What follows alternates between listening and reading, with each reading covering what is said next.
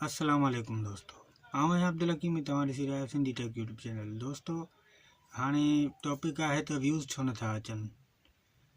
कुछ ग़लतियूं भी आहिनि पंहिंजूं जिन्हनि जे करे व्यूज़ न ईंदा आहिनि। डिस्क्रिप्शन सही न हूंदी आहे वीडियो जी, इन्हनि जे करे व्यूज़ न ईंदा आहिनि, या हैशटैग जेके लॻनि था उहे सही न हूंदा आहिनि।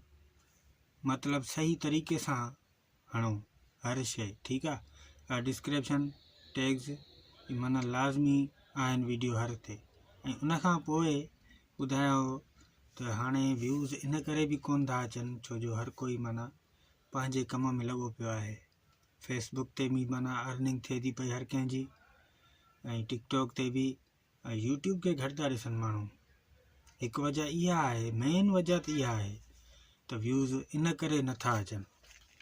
पहिरियों हर कोई यूट्यूब ॾिसंदो हुयो शौक़ सां, हाणे हर कोई माना फेसबुक ते लॻो पियो आहे, टिकटॉक ते लॻो पियो आहे, अर्निंग थिए थी पई।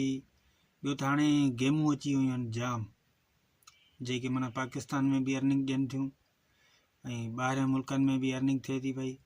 हर कोई माना इहे सवला कम आहिनि न, छो जो इन में पाण खे ॻाल्हाइणो न आहे, कोई अहिड़ो टैलेंट न ॾेखारिणो आहे।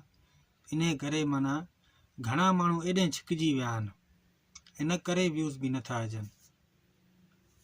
ऐं ॿी ॻाल्हि ॿुधायांव त हाणे ॾिसो न, जेकॾहिं पाण थोरो टॉपिक चेंज कयूं पंहिंजे व्लॉग जो, या वरी पाण टेक यूट्यूबर आहियूं, सम्झायूं था पिया, अहिड़े हिसाब सां पाण कुझु टॉपिक चेंज कयूं त पोइ थी सघे थो पाण ॾे व्यूज़ अचनि। बाक़ी जेकॾहिं पंहिंजो टॉपिक इहो आहे ऐं उन में व्यूज़ नथा मिलनि असांखे, त असांखे टॉपिक चेंज करिणो पवंदो आहे।